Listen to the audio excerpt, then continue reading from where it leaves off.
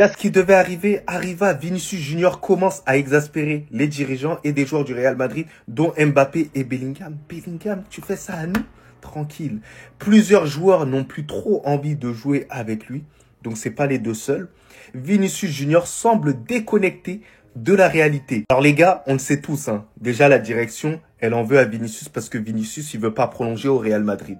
Mais moi, je comprends Vinicius parce que vous le chiez à la gueule, c'est une réalité. Les gars, Vinicius Junior, il est là au Real Madrid, il a remporté pas mal de choses. Il s'est imposé en tant que patron du Real Madrid, bordel de merde. Il était censé avoir un ballon d'or. Et je vous promets les gars, si Mbappé n'était pas venu au Real Madrid, il aurait obtenu ce ballon d'or là. Dans la tête des gens, il était inconcevable que Vinicius ait un ballon d'or avant Kylian Mbappé. C'était pas Rodri qu'il fallait attaquer, les gars. Le problème, il était beaucoup plus profond. Dans la tête des gens, si Vinicius obtenait le ballon d'or avant Kylian Mbappé, Vinicius aurait été le patron du Real Madrid. Il aurait obtenu quelque chose que Kylian Mbappé n'a pas obtenu de manière individuelle. Moi, c'est mon humble avis sur ça. Vous pouvez en faire ce que vous voulez. En tout cas, si cette information, elle est vraie, les gars, voilà, perso, je suis déçu. Je suis déçu, voilà, qu'il n'y ait pas assez de soutien sur lui. Alors certes, il a un comportement, des fois, il est exécrable et tout.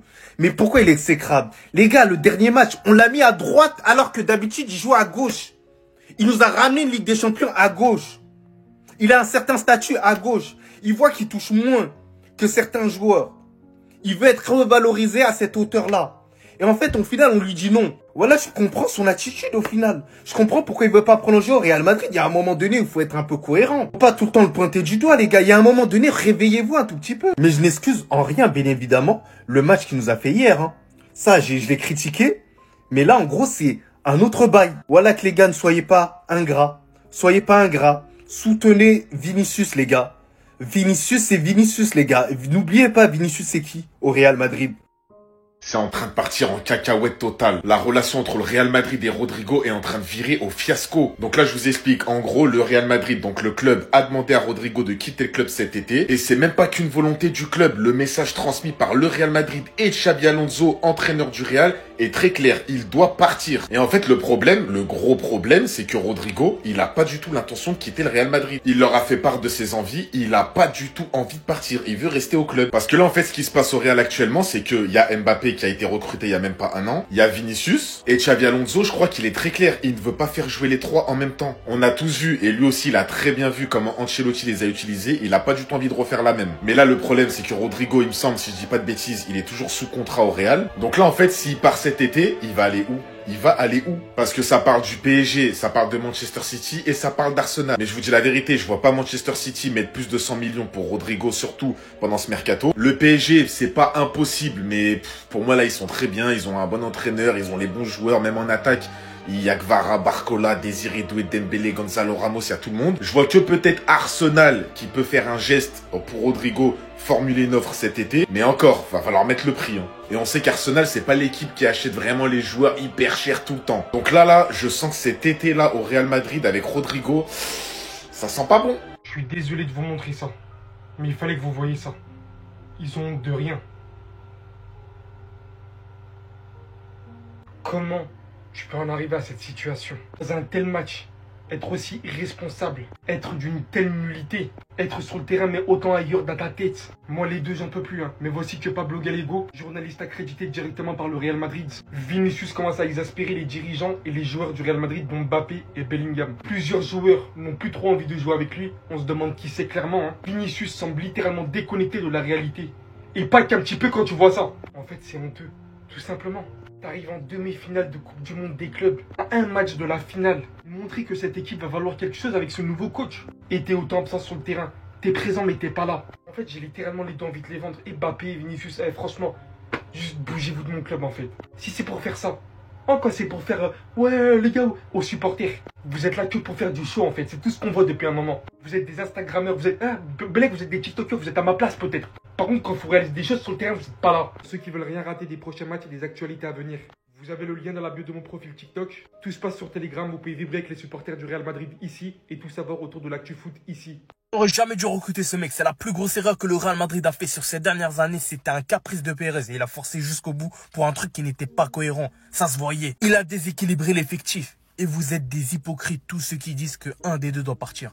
parce que vous savez très bien ce que vous faites. Quoi vous vous cachez derrière le 1 des 2? Dites directement Vinicius, parce qu'on sait très bien que vous ne voulez pas assumer vos propos. C'est que c'est impossible que Mbappé parte. L'unique option qui reste, c'est Vinicius et Rodrigo. Donc pourquoi vous dites un des deux? Dites directement le nom que vous voulez voir partir. Vous savez, j'ai essayé de me dire que ça va marcher, que ça pourrait être cohérent, que les deux ensemble, ça pourrait être un duo de fou. Mais non.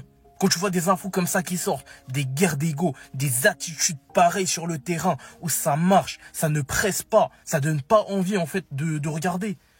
Ils font honte. Bizarrement, tous nos problèmes, c'est depuis que Kroos a quitté le Real Madrid, Nacho aussi, et l'arrivée de Mobutu. Le caprice de Pérez, même Cristiano Ronaldo n'a jamais eu un aussi bon traitement que Mbappé. Et sur tellement de points, tout ça parce que Pérez n'a pas digéré les 2 clims qu'il s'est pris.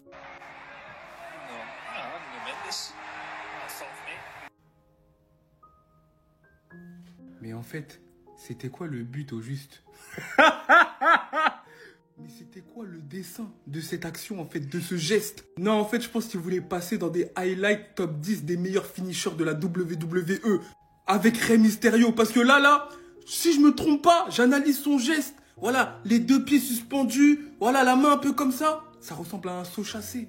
À l'époque de la WWE Prime NT1, 20h30 vendredi. Oui, SmackDown. Non mais Rudiger, à un moment donné, faut arrêter les blagues, faut arrêter les bêtises. On sait que t'es un défenseur du divertissement, mais là tu pousses le divertissement trop loin. On est au foot, on n'est pas au catch en fait. On n'est pas à catch attack. On n'est pas à l'UFC, on n'est pas au PFL. Hein. Sérieux. Non mais dites-moi comment tu es le genre de foot, tu te retrouves dans cette position-là. En plus proche d'un joueur, hein, il aurait pu décapiter Fabien Ruiz, là. Personne n'aurait parlé, on n'aurait pas moufté. Rudiger, l'ancien, ressaisis-toi. Là, t'es sur la pente descendante, t'es sur le mauvais chemin, en fait. Mais il a complètement craqué, là. Il a osé faire ça, j'y crois pas. En plus, c'est passé inaperçu. Les joueurs du PSG, c'est confirmé. Ils ont vraiment une dent contre Mbappé. C'est pas possible. Ce qu'il a fait après le match, c'est lunaire, en vrai, de faire ça. Vous le savez, mais le PSG a battu facilement hier le Real Madrid en Coupe du Monde des clubs en demi-finale. Et après le match, João Neves a posté ça. Regardez la photo, le choix de la photo. Vous allez vraiment me faire croire que c'est pas ciblé, qu'il n'y avait pas meilleur choix de photo dans sa galerie. Un dribble et Kylian Mbappé juste à côté qui fait un saut de je ne sais quoi, un saut de je ne sais pourquoi. Non les gars, le Paris Saint-Germain est injouable sur le terrain et en dehors apparemment. Le Paris Saint-Germain a vraiment décidé d'écraser tout le monde, toute la concurrence sur le terrain en dehors. Le PSG est trop fort et en finale de Coupe du Monde des clubs.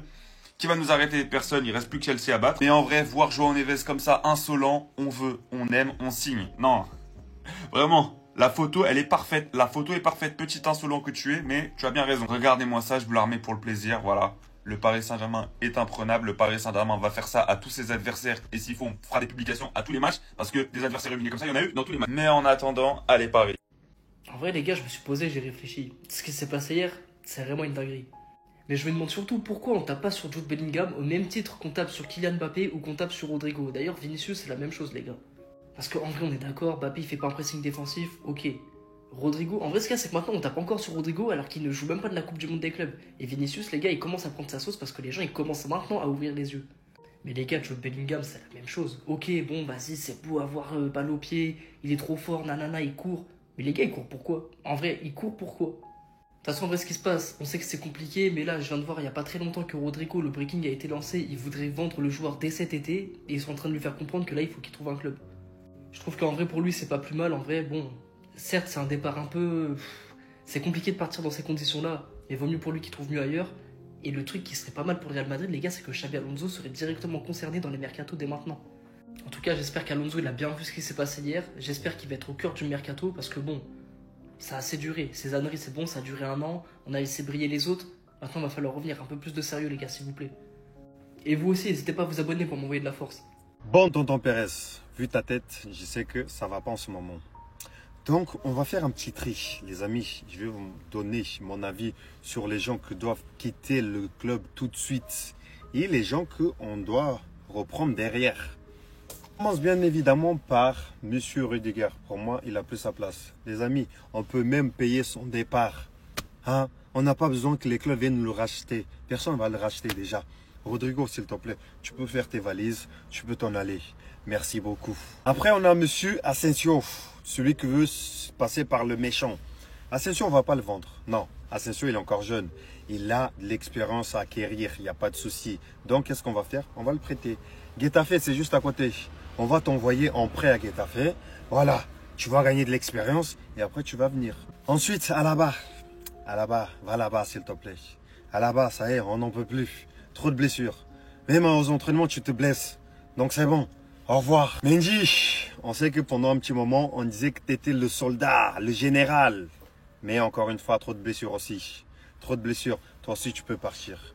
Merci beaucoup pour tout ce que tu as fait. Moi, encore une fois, je t'ai beaucoup défendu en mode, tu es un mec solide défensivement. Si tu es en forme, il n'y a pas de souci. Mais trop de blessures, tu peux t'en aller aussi. Donc, maintenant, avec tous ces départs défensifs, on va maintenant acheter des joueurs. Donc, on va commencer avec Carreras. Carreras, ça va être fait. Sûr et certain, ça va être fait. Donc, voilà. Là, on commence bien avec Carreras. Ensuite, on peut aller chercher, mes amis, Saliba. Oui, Saliba, il coûte cher. Mais les gars, dans le système d'Alonso actuellement, tu ramènes un Saliba, ça va être costaud. Les gars, ça va être costaud.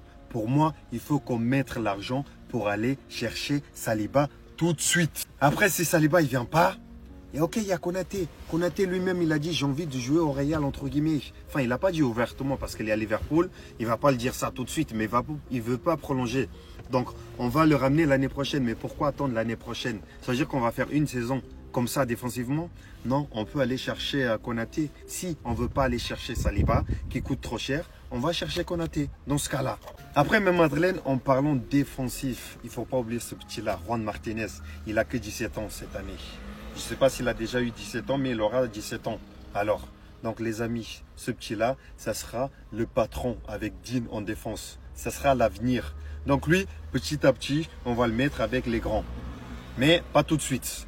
Donc, faut pas l'oublier. Lui, ça sera l'avenir. Les gars, malgré cette défaite face aux Parisiens 4-0, les gars, ce mec-là, il m'a un peu rassuré. Moi, j'étais le premier à dire non, Alonso, il ne peut pas le mettre titulaire. Ça fait longtemps, il est blessé, presque un an de blessure. On ne peut pas le mettre titulaire direct comme ça. Les gars, là, c'est les vacances. Il va continuer à s'entraîner. Les amis, pour moi, Militao, il va me rassurer. Dans une défense à 3, les gars, franchement, ce mec-là, il va nous apporter énormément. Encore une fois, s'il ne se blesse pas.